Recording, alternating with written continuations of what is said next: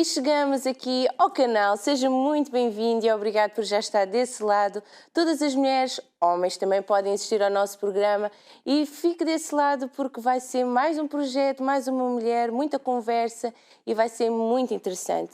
E desde já é um incentivo a que você ao longo do programa pode comentar aquilo que nós estamos a debater, o assunto que nós estamos a debater através das nossas redes sociais. O Instagram Conversa.mulheres e o Facebook Conversa de Mulheres. Deixe o seu comentário, deixe a sua sugestão de tema, algum tema que nunca tínhamos trazido até aqui, até ao programa, ou quer novamente falar sobre esse tema, ou uma convidada que conhece, uma mulher que conhece, tem de ser mulher, não é verdade? Mas alguma mulher que você conheça que tem um projeto, uma história de vida para que poderia vir até ao nosso programa, faça a sua sugestão através das nossas redes sociais. E também através das redes sociais você pode então ter mais conhecimento, acesso às páginas das nossas convidadas, aos projetos que são aqui trazidos, apresentados através do programa e também através das nossas redes sociais você também pode deixar o seu comentário e tudo mais. E no YouTube, não esquecendo, todos os programas completos, você pode rever, pode partilhar, é só ir até o YouTube, canal Curiagos TV, playlist Conversa de Mulheres e vai encontrar muitos programas, eles todos completos, vai encontrá-los com o objetivo de que você não perca nada e claro, com o objetivo que você possa partilhar estes programas com alguém que você conhece. E não esquecendo, os programas só ficam disponíveis no YouTube passado 15 dias, por aí. Portanto, durante 7 dias consegue assistir através da sua box, ou então, se definir na sua box, gravar todos os programas, não perde nenhum, mas se não o fizer, só está disponível na sua box durante 7 dias, portanto, após 15 dias de assistir ao nosso programa, então consegue aceder ao programa através do YouTube. E então, nós agora vamos iniciar a nossa conversa com a nossa convidada de hoje, que vai ser muito interessante e relembro, você pode interagir connosco através das nossas redes sociais. Deixa a sua dúvida, deixa o seu comentário através das nossas redes sociais. E connosco nós temos a Thalita Santana. Exato. Certíssimo. Certíssimo. Olha, seja muito bem-vinda, Thalita. Obrigada. Thalita, o que é que nos traz hoje? Hoje vim falar um bocado da Yohoshiro, que é um negócio que eu criei aos 17 anos de idade. E hoje é uma cafeteria que está já em Lisboa e está chegando daqui a pouco para o Porto também. Então se expandir. Então se expandir. Muito bem. Antes de nós então falarmos sobre o projeto, nós gostávamos de conhecer a Thalita. Nós fazemos sempre isto com as nossas convidadas. É sempre interessante ver como é que elas eram pequeninas, quais eram as suas ideias, e está a dizer que é empreendedora, já tinha este instinto empreendedor quando era pequenina, então se puder contar. Mais ou menos connosco. aos 14 anos, desde os 14 anos que eu trabalho. E aí já comecei a fazer cursos, fiz primeiro de manicure, para ver se eu conseguia fazer na minha cabeça um salão de unhas e essas coisas. Quando eu chegasse cá em Portugal, que eu fiz esse curso no Brasil, até porque com os 14 anos já se permite trabalhar ali. Desde ali eu já tenho um sonho de empreender, eu queria antes ter um hotel. Aí quando cheguei aqui para estudar, estudei técnico de turismo, quando cheguei cá em Portugal. E depois, durante esse curso, que eu fui vendo que ter um hotel talvez era muito difícil, então pensei em abrir uma cafetaria. Mas pronto, ainda não tinha dinheiro suficiente, então eu tive uma loja online, que foi o que possibilitou depois eu conseguir abrir uma loja física. Sim. E no Brasil, disse que nasceu no Brasil? Nasci cá em Portugal, cá, em Almada. Sim, mas viveu muito tempo? Vivi desde 1 ano até os 14 ali. Pois, o seu sotaque, não é? É. E como é que foi viver no Brasil? E quando era pequenina já, o que é que mostrava querer ser quando crescesse? Imaginava-se a seguir alguma profissão?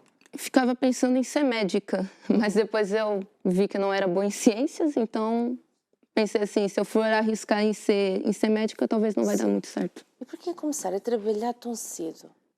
Nesse tempo é porque a minha família, naquele momento, estava passando por algumas dificuldades financeiras, pronto. A gente tinha alguns animais, tinha 2 gatos, que a gente tem até hoje, e um cãozinho que faleceu exatamente pela mesma doença a qual a gente estava tentando pagar, pronto, para ele ficar bem. Né? E eu trabalhava naquele tempo para ajudar um pouco nisso, e depois também para poder comprar as minhas próprias coisas, porque, pronto, meus pais têm 3 filhos. Naquela altura, minha mãe tinha feito uma cirurgia, então não estava trabalhando, então era só o salário do meu pai. Então era um bocado complicado nesse sentido de eu querer ter as minhas coisas. Eles não podiam dar para todos os filhos, então tinha que se arranjar de alguma maneira. E já era muito independente? Posso dizer que sim. Mais ou menos, no contexto do Brasil, posso dizer que sim. Pronto. Então, e como é que foi começar a trabalhar aos 14 anos? Eu não era nada de muito especial, eu estava cuidando só de crianças, como eu trabalhar como aqui, não sei se se chama é muito ama, nova. mas lá se chama babá. Sim. E aí eu cuidava de crianças do meu prédio, cuidava de um menino que era argentino e eu, como falava um bocadinho de espanhol, conseguia cuidar dele.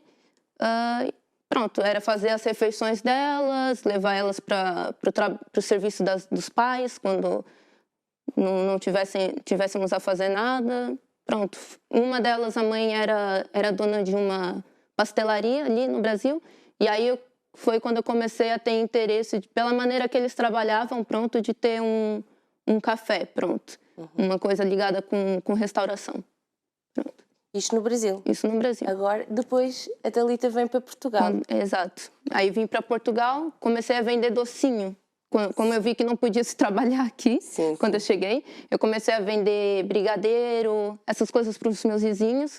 Aí consegui comprar uma trotinete, depois vendi a trotinete, comprei um computador, e aí comecei a fazer uma loja online com o computador. Eu dividia com meu irmão, fiz uma loja online que estava ligada com a cultura sul-coreana e japonesa, e depois, quando deu a pandemia, a loja online ficou bem, teve muito pedido, e eu consegui juntar um bocadinho de dinheiro junto do meu namorado, que também estava junto comigo nesse tempo, para abrir uma loja física. E por que nesse conceito? É o conceito que a gente gosta, pronto, é o conceito que eu e ele gostamos. Ele gosta bastante do Japão, ele é de família asiática, né?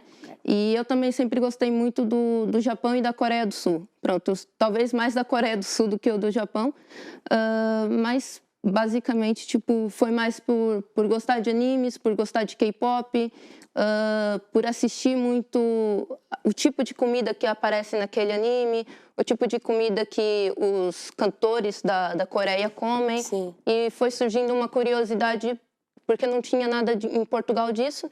Então a gente pensou, por que a gente não faz algo que eles comam, que aparece no anime, e que talvez vai ser uma coisa que dê certo aqui em Portugal.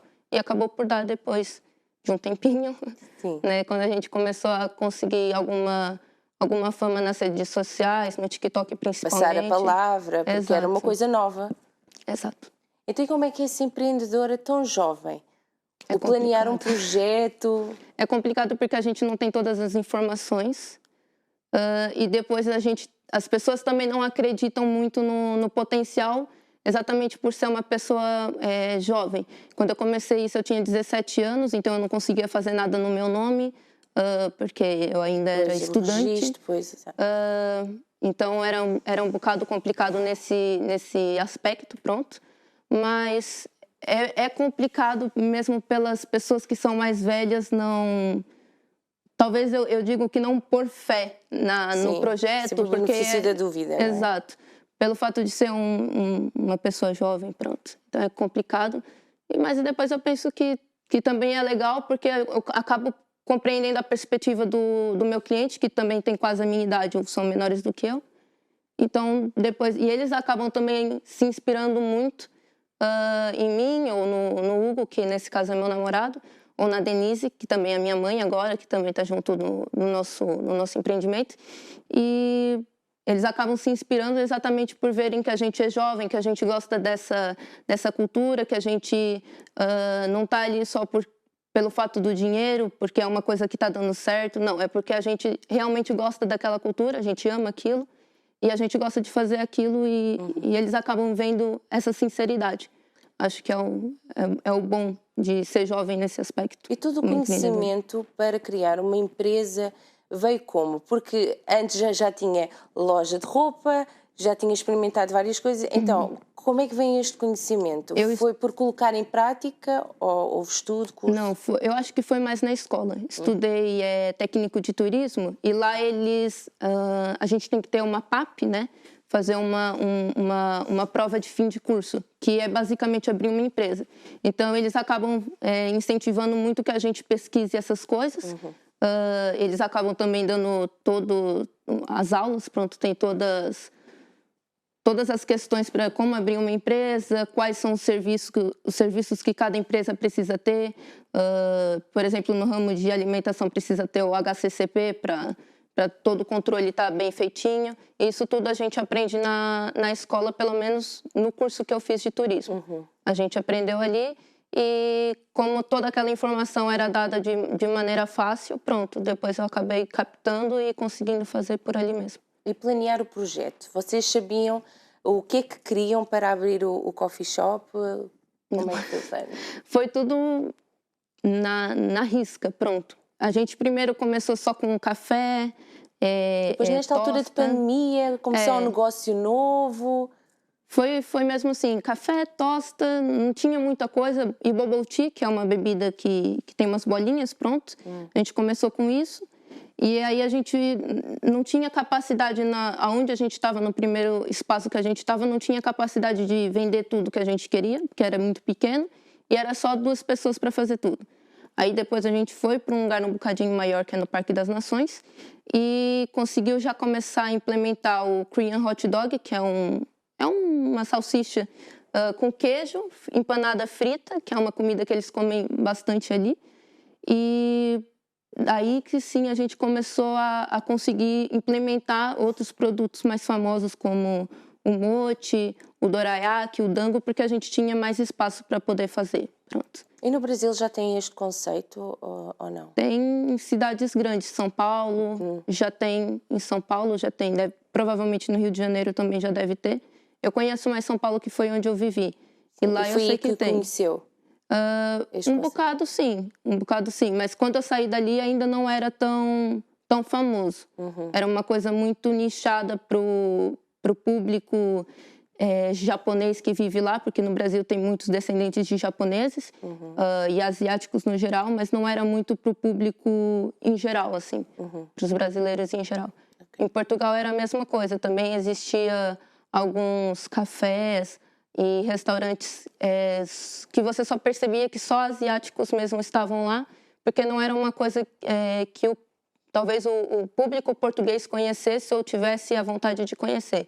E hoje já é algo mais em geral conhecido, os jovens gostam bastante, pessoas mais velhas também gostam bastante. Então, da vossa parte, o que é que fizeram para então dar a conhecer o vosso projeto, dar a conhecer a diversidade de alimentos que têm disponível? A gente fez vídeo no TikTok, mostrando os processos, pronto, mostrando em quais animes apareciam, em quais dramas apareciam, pronto.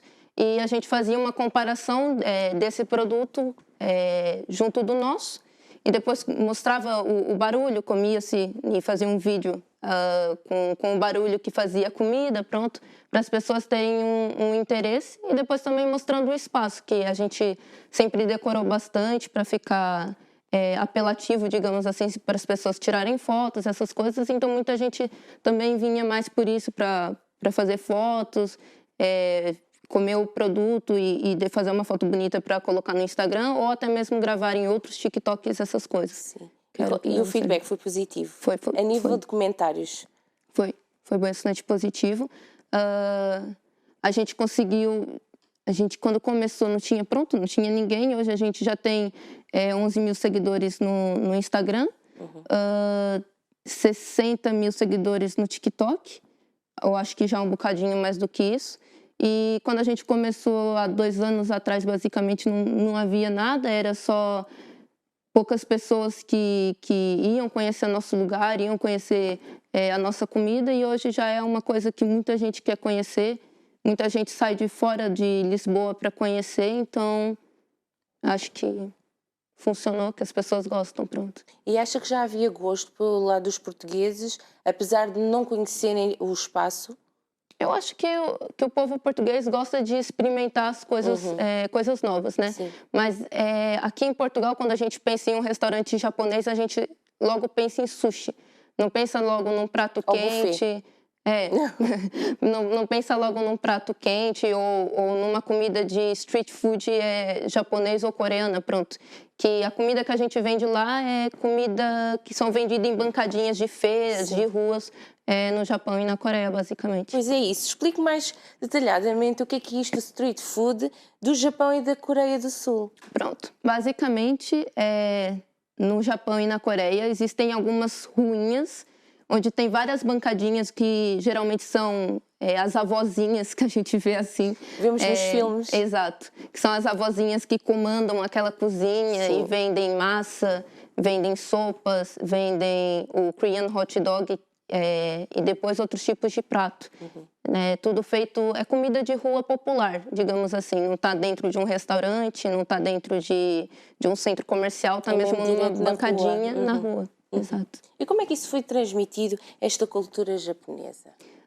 Eu desde criança assisto anime e depois comecei a gostar de K-pop, que tem a ver com a Coreia do Sul, né? Mas no Brasil a gente tem logo desde criança uma influência muito grande da televisão, porque é muito normal a gente ver animes do que outros tipos de desenho. Americanos ou essas coisas. A gente sempre assiste mais coisas japonesas e acaba tomando gosto também por isso. E depois a gente também tem muitos colegas que são nippos, pronto, que são japoneses, né? Sim. Então a gente acaba também conhecendo um bocado da cultura através deles também lá no Brasil. Pelo menos lá em São Paulo, que como é uma cidade grande, tem mais pessoas pronto, que gostam da cultura e que obviamente também tem a família que tem a mesma cultura e que é implementado, pronto. Mais ou menos nesse sentido. E quando chegou a Portugal, não ficou com receio que nós, não tendo, não temos acesso tão rápido a anime, não teve receio que nós não aceitássemos ou não aderíssemos tanto a este conceito, a este Quando eu cheguei cá em Portugal, foi muito difícil fazer amizades por causa exatamente disso, porque no Brasil eu tinha já algumas amizades que gostavam das mesmas coisas. Os mesmos gostos. E demorou pelo menos 1 ano para eu conhecer uma pessoa que depois a gente viu que gostava das mesmas coisas, né? E depois a gente fez outras pessoas gostarem das mesmas coisas, que hoje é um grupo de 4 meninas e um rapaz. E pronto, basicamente a gente acabou por fazer eles gostarem. O rapaz já gostava de animes, né? Que é meu irmão, por acaso. Mas as meninas, elas começaram a conhecer, então, o K-pop. E depois, algumas foram... Uma já namora uma pessoa que também gosta de anime, então ela também começou a gostar de anime. E acho que hoje gosta mais de anime do que K-pop. E por aí vai. Aí a gente começou a conhecer mais também através um dos outros. E quando todo mundo se separou para ir para o ensino secundário... Eu voltei a ficar sozinha porque, de novo, não conhecia ninguém. Tinha de espalhar. Não conhecia ninguém que gostasse. E aí foi mais pela internet mesmo que eu fui conhecendo mais pessoas que gostassem, porque na minha outra escola... Que é à procura de grupos? À procura de grupos no Facebook, no WhatsApp. Pronto, mais ou menos assim. Porque na escola eu já não tinha encontrado. É uma coisa muito nichada, nem todo mundo gosta. E tem muita gente que tem um preconceito de tudo, basicamente. Sim. Acham que não vale a pena ou que é infantil demais, apesar de não ser, mas tem muita gente que pensa que é assim.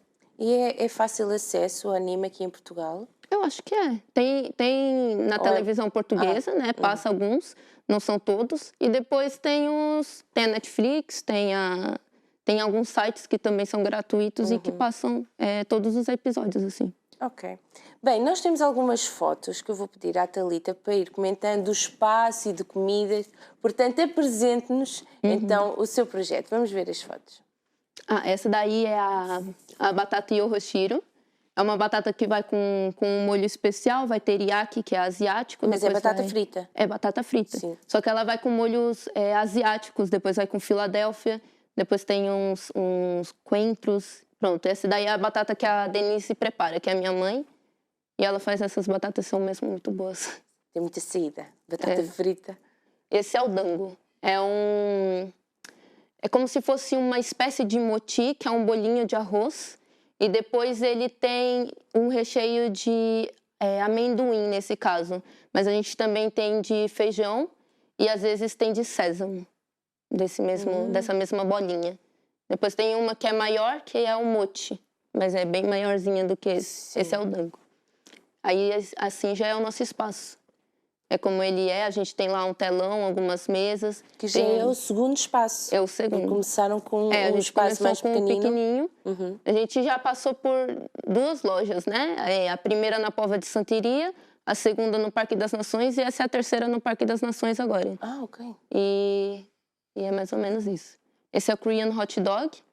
Ele vai com esses molhos, ou pode ir com cada um, ou pode ir com todos. Esse é o tradicional, que é a salsicha com queijo e depois é empanado. Uma salsicha normal? É, uma salsicha normal, sim. Depois metade de queijo mussarela e depois é empanado em panko, que é uma farinha japonesa.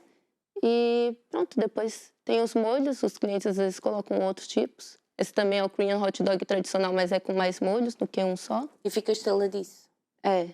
É muito gostoso. É muito gostoso. Eu gosto muito. Esse é milk tea de morango. Depois ele vai com umas bolinhas lá dentro. Pode ser tapioca preta, pode ser bolinhas de fruta. Geralmente com leite combina mais a tapioca preta. Uhum. Mas ela já não explode na boca. Ela já é como se fosse uma gelatina, tem que ficar mastigando. É a diferença de uma para outra. E foi tendo conhecimento deste tipo de comida pelo aquilo que via? Por aquilo, tanto que eu via, tanto porque eu via, tanto porque eu comecei a fazer uns cursinhos, pronto. Alguns online, outros eu fiz presencial para poder conhecer um bocadinho mais da comida ou como preparar a comida, pronto, basicamente. E é fácil aqui encontrar os ingredientes?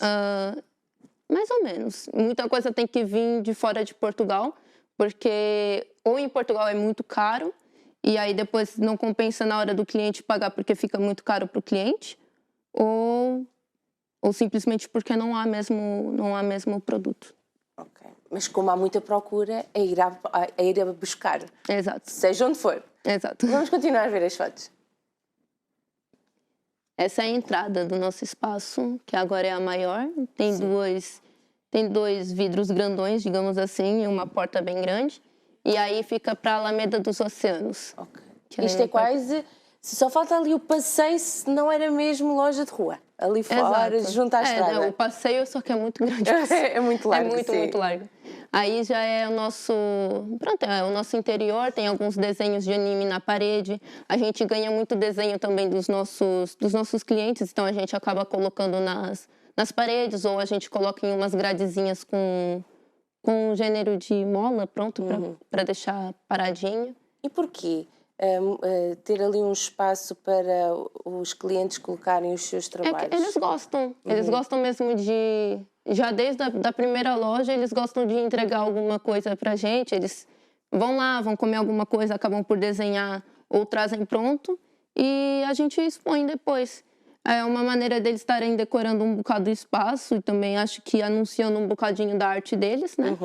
Mas é um presente pra gente também, que é especial, pronto. Então, e para além do coffee shop, do café que nós tivemos a ver ainda agora, vocês têm também uma loja e um mini mercado. Exato. É digamos que um pequeno mini mercado mesmo, sim. Não tem mesmo tanta variedade exatamente pelo fato de não existir tanta variedade em Portugal e a gente não conseguir trazer tanta coisa, mas de maneira... A gente vende os docinhos mais populares, pronto, né? Do Japão e da Coreia do Sul, vende ramen para as pessoas prepararem em casa, alguns snacks, o poke, que é o doce mais famoso, assim, e o pepero, que são os doces mais famosos da Coreia e do Japão, que é algo que geralmente os namorados comem um de um lado, outro de outro, até ficar... Até dar um beijinho. Até dar um beijinho. Geralmente é assim. Ou fazem amigos como desafio, pronto, ou fazem os namorados mesmo, os casais. E pronto, é basicamente isso que a gente tem na nossa mercearia. Na lojinha a gente tem alguns produtos de merchandising oficiais. E depois a gente também tem uma outra lojinha com produtinhos de K-pop, às vezes, essas coisas. Mas depende sempre de quando chega, porque acaba muito logo.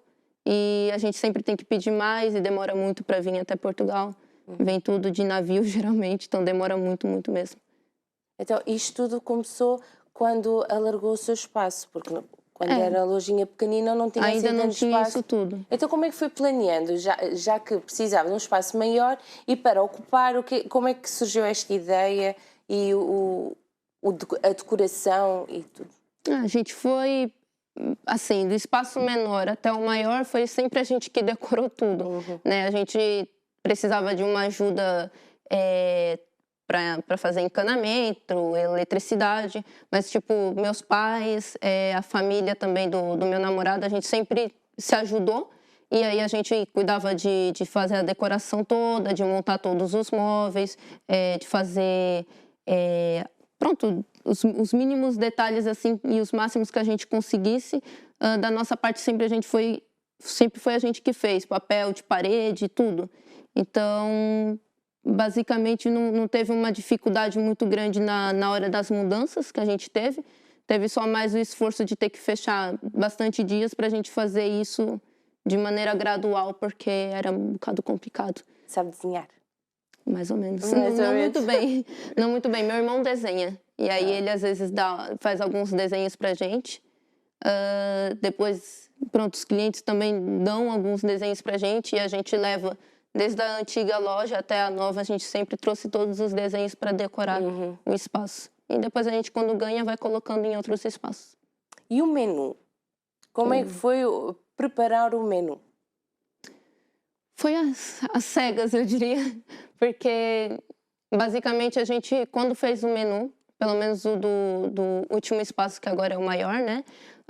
A gente ainda não sabia fazer todos os pratos, então foi tudo uma questão da gente tentar aprender e aprender até ficar bom. A gente chamava os colaboradores para comer num domingo e a gente conseguir ver se ia conseguir vender no próximo domingo aquele prato, se ele estava se encaixando em um bom padrão para os clientes. Pronto, então era tudo numa questão de tentativa, porque os clientes pedem o tal prato e aí a gente tenta implementar ele no cardápio.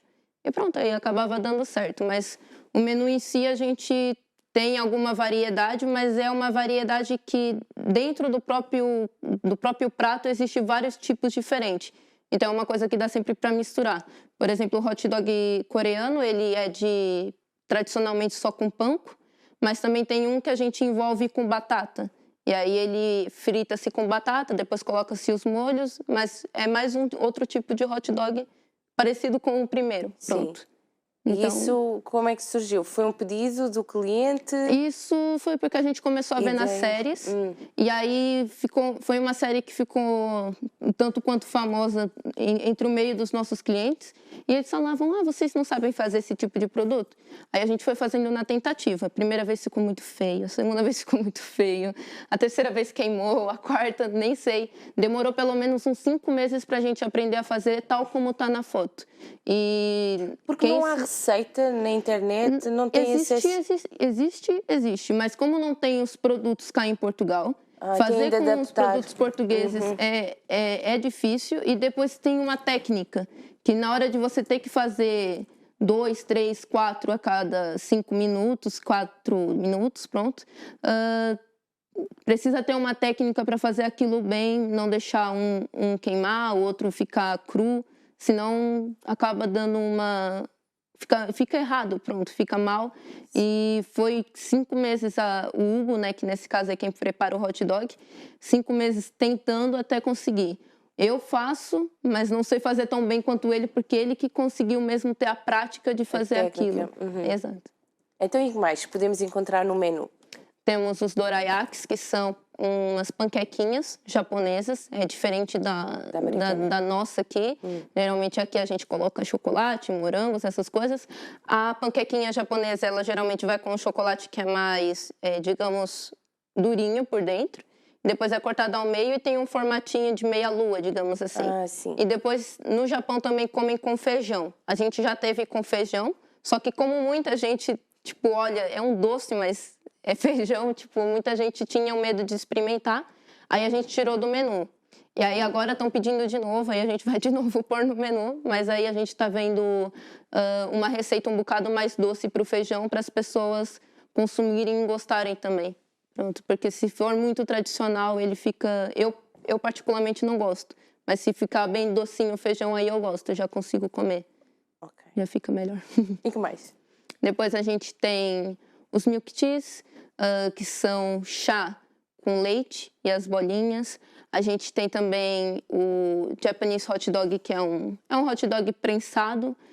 Vai com Filadélfia, vai com cebola frita, temos os lanches, temos tostas. A gente usa nas tostas ingredientes mesmo asiáticos. Quando é a tosta coreana, os coreanos eles geralmente comem coisas apimentadas. Então a gente tem uma tosta que vai gochujang, que é uma pasta picante coreana, kimchi, que é uma salada coreana bem apimentadinha. Depois vai o spam, que é uma carne enlatada que eles comem e usam muito no dia a dia. E depois, pronto, vai algumas saladas, um ovo frito. E é servido assim, geralmente como eles também comem. E é uma tosta, um bocado assim, para mim é picante demais. Porque quando estava a referir tostas, quando estava no espaço pequenino que ainda tinham, eu pensei, uma tosta mista, uma tosta de queijo. Não, mas no início foi uma tosta foi mesmo bem isso? simples. Exato, até a gente conseguir encontrar fornecedores para ter todos esses produtos. Porque se a gente... por exemplo, a salada de kimchi ou o gochujang são coisas que têm um processo difícil de se fazer e para fazer para o número de pessoas que a gente atende seria muito complicado. Como o kimchi ele tem uma fermentação que demora muito, é melhor a gente sempre trazer ele pronto. E aí facilita um bocadinho mais para nós. Então, quando a gente tinha a primeira loja, eram tostas mais normaisinhas, a gente nem sabia fazer tanta coisa ainda, foi tudo aprendendo de pouco em pouco. Sim, sim. E o que mais é que quer falar em relação ao menu? A gente tem depois os dangos, que é aquelas bolinhas. Temos o mochi, que é uma versão daquele dango, só que ela é maior. E depois tem outros tipos de recheio, que é cheesecake, morango, chocolate, manga com maracujá. Depois a gente tem... a gente tem os lanches que eu estava falando, mas acabei por não comentar, que são com hambúrgueres de frango.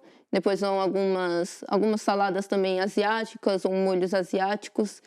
E a gente depois tem outros tipos de doce, como fluffy japonês, que é tipo um bolinho de morango com camada de chantilly, bolinho de morango, camada de chantilly. Bem. É gostoso.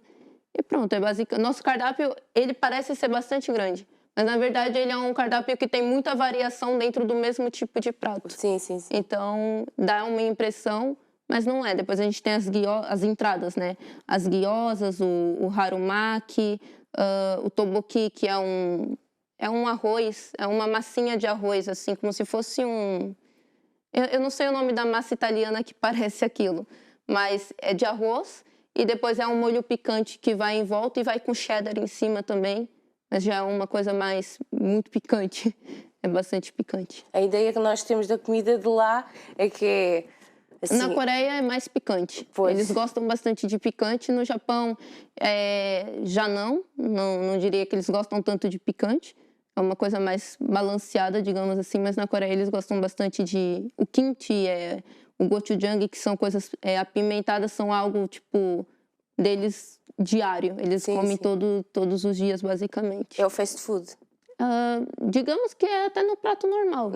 Até na comida normal, na comida que a avó faz, na comida que a mãe faz, junto com frango frito. Sim. Essas coisas eles comem sempre com esses molhos. É um acompanhamento diário para eles, né?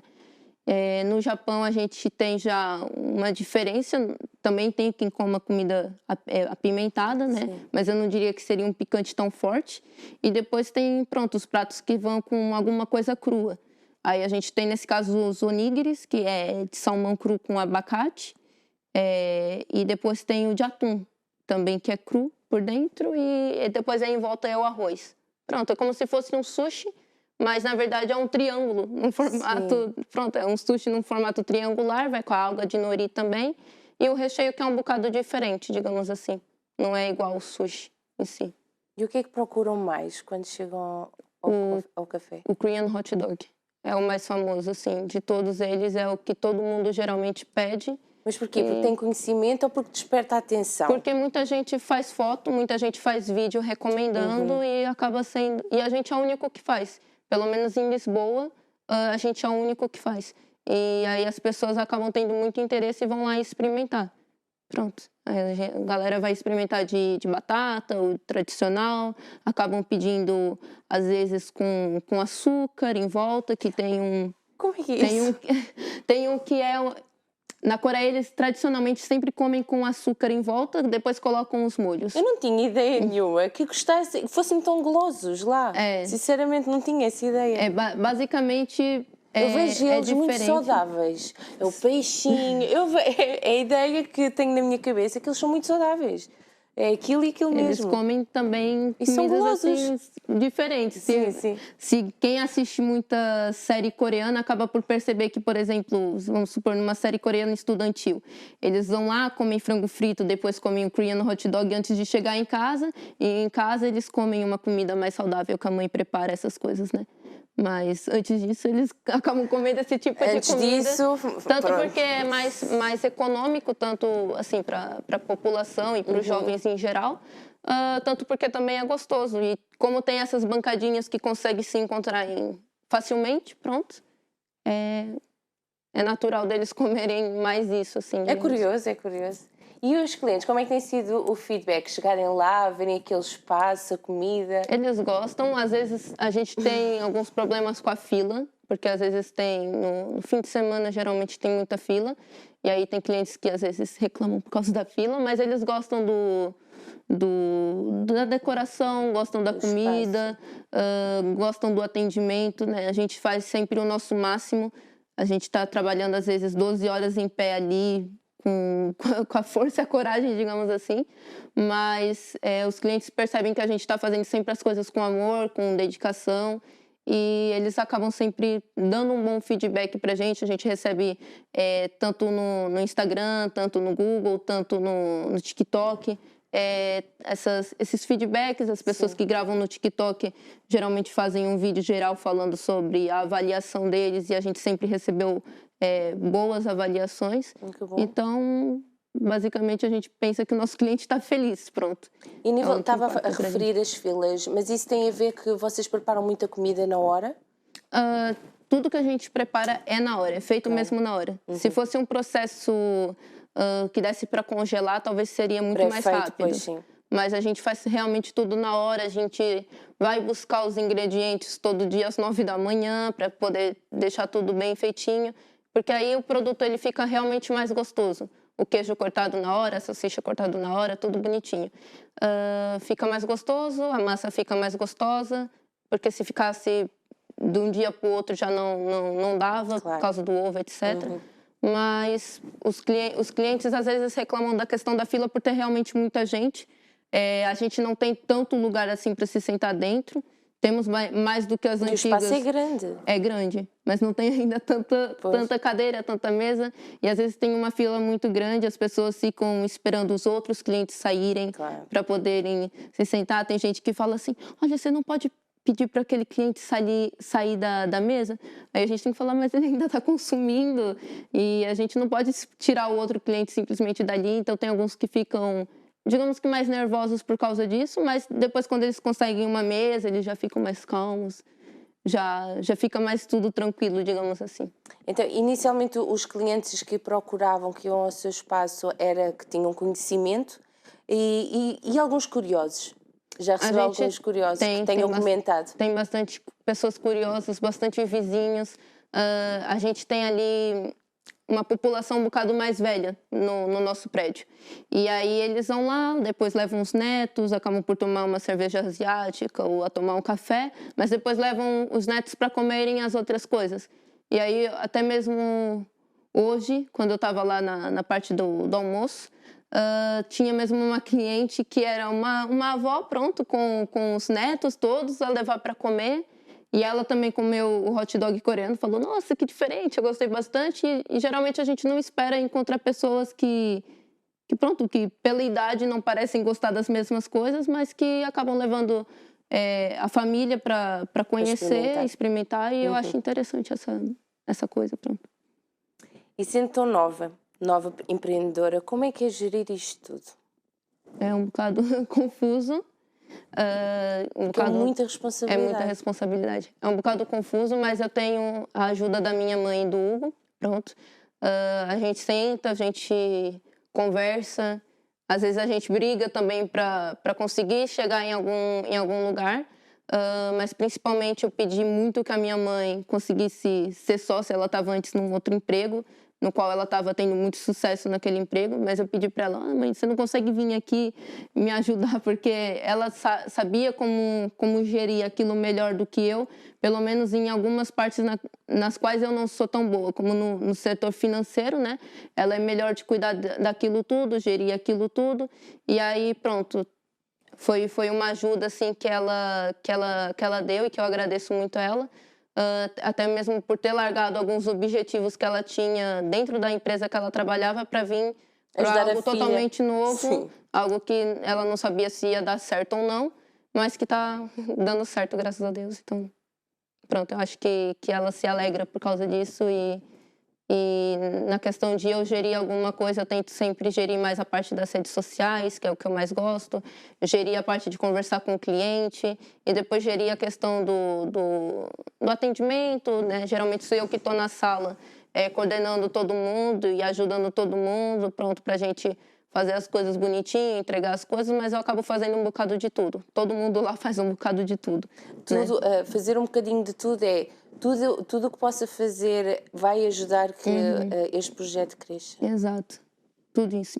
Basicamente, as pessoas pensam que os sócios, essas coisas, não têm uma função de fazer coisas que sejam mais... pronto, de colaboradores, que eles dizem assim, né? Então, às vezes eu tô lá, eu vejo que tá muito cheio, eu vou limpar o banheiro, ou eu vou limpar o chão, eu vou passar um pano no chão. Geralmente eu tô fazendo sempre bebidas, às vezes eu vou pro caixa, às vezes vou ajudar na cozinha. Então eu sou meio que a pessoa que mexe-se lá para fazer muita coisa, né? A Denise geralmente também faz a mesma coisa. O Hugo, como ele tem que sempre estar no hot dog, não consegue fazer nada disso. Mas, pronto, a gente tenta sempre fazer essa... digamos que cuidar da estrutura toda de maneira partilhada, pronto, para não haver muito estresse, porque também são muitas horas que a gente trabalha.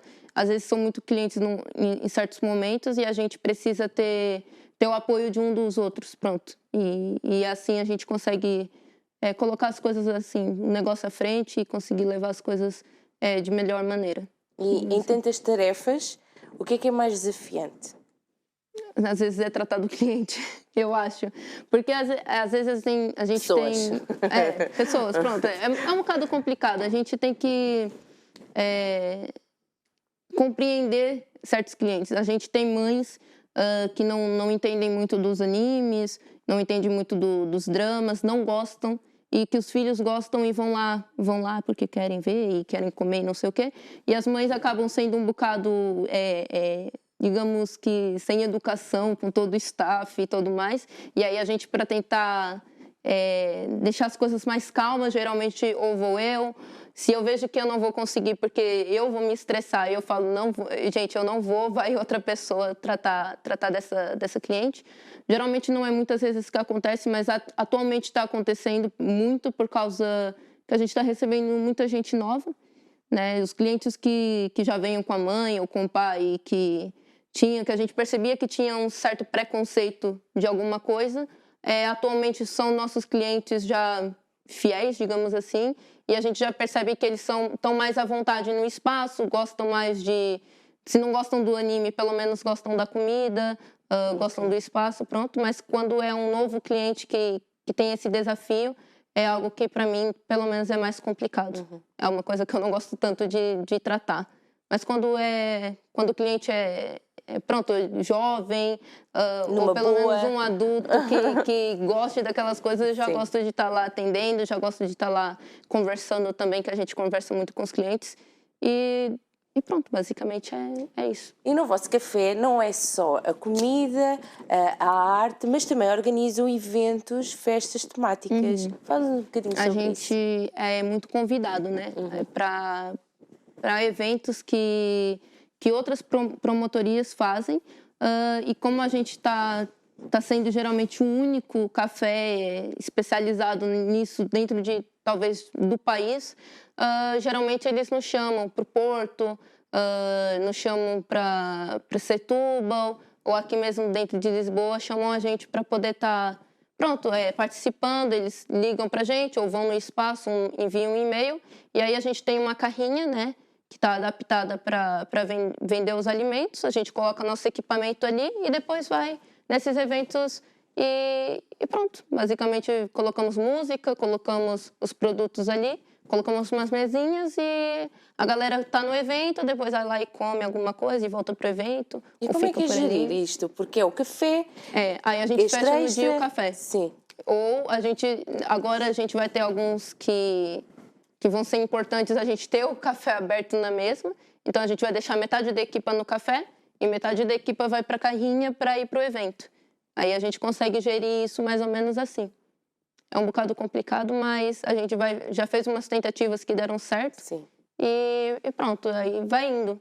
Às vezes é mais atrasado o serviço em algum dos lugares por causa que tem definitivamente menos gente, mas a gente pelo menos consegue estar nos dois lugares sem ter que fechar ou cancelar alguma coisa da nossa parte no evento, e acho que todo mundo consegue ficar feliz. Ainda há pouco estava a referir que estão em Lisboa, mas têm planos em abrir no Porto. Exato. Expansão. Exato. Como é que é isto, planear A gente já 2 sítios? Vai-se dividir? vai se dividir. Vai se dividir talvez entre dias, pronto. A gente vai tentar abrir na terça-feira, que a gente fecha na terça-feira e na segunda. E a gente vai tentar ir para o Porto aos fins de semana. Pronto. A equipa, por enquanto, lá, porque a gente, como ainda não conhece como que é o Porto, a gente não tem casa ali, a gente não conhece muitas pessoas, e a maioria das pessoas que a gente conhece também não podem estar a trabalhar agora no nosso restaurante. A gente vai tentar fazer as coisas de pouco em pouco para lá, mas vai tentar chegar de maneira que depois a gente consiga abrir mais dias ali com outras pessoas cuidando, enquanto a gente continua em Lisboa, e depois a gente vai viajando para lá, para ir no fim de semana, alguma coisa do gênero. E vão abrir da mesma forma como está cá em Lisboa, do mesmo formato, com o mesmo formato? Basicamente, mais ou menos. Digamos que tem um conceito novo por trás disso, que é um conceito surpresa que a gente está fazendo. E que eu espero que lá funcione, porque lá também não há nada parecido, nem ainda em Portugal há nada parecido, então a gente escolheu ali para conseguir fazer isso.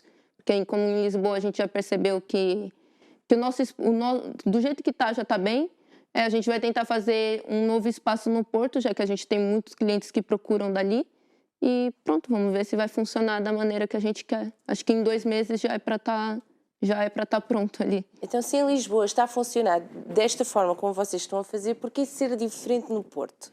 Que é uma cidade que não conhecem, não sabem como vai funcionar, por que ser diferente? Digamos que para a gente conseguir mostrar um novo conceito também do espaço. Algo que a gente não consegue agora fazer em Lisboa, porque senão a gente teria que mudar tudo que a gente já tem ali. Então, é mostrar um novo conceito que a gente também começou a aprender, que a gente começou a ter curiosidade e conseguir implementar lá no Porto. Aí sim, se depois a gente vê que funciona no Porto, a gente leva um bocado daqui para lá e dali para cá. E consegue tentar fazer alguma coisa igual nos 2 lugares. Mas pronto, era para a gente primeiro também ter digamos que uma tentativa, porque tudo que a gente tem agora em Lisboa, se a gente fosse levar para o Porto, a gente ia precisar de toda a equipe lá, então ia ser uma complicação muito grande. E a gente primeiro está arriscando, né? Então a gente vai primeiro ver se vai funcionar, e depois, se funcionar, a gente obviamente leva mais produtos, mais funcionários, e aí eu acredito que as coisas funcionem tanto como em Lisboa. Nunca tive vontade de desistir? Já.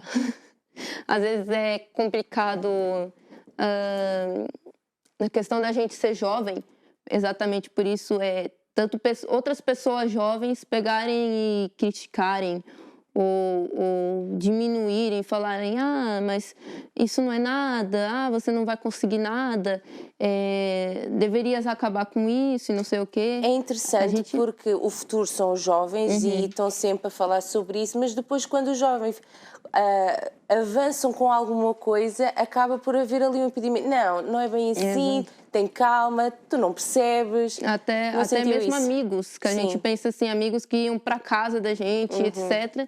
Depois a gente chega lá e ouve, olha o que ele está postando, falando mal de si, falando que isso nunca vai crescer nem nada. Então, tipo, a gente fica meio que surpresos, pronto, por causa da... a gente fala que é inveja, eu não gosto de olhar como inveja, mas eu penso que é uma coisa que nos afeta, nos deixa mal, nos deixa triste, porque são as pessoas próximas, às vezes, da gente, parece que não querem o sucesso daquilo acontecendo. E depois junta-se outras pessoas para não desejar o sucesso daquilo. Graças a Deus, a gente tem mais pessoas que torcem, que estão sempre lutando junto com a gente, né? E que estão sempre mandando boas vibrações, energias, orações para a gente conseguir crescer e a gente conseguir cada vez expandir mais. E a gente aceita isso e a gente consegue ver que a gente está conseguindo pela voz daquelas pessoas, né?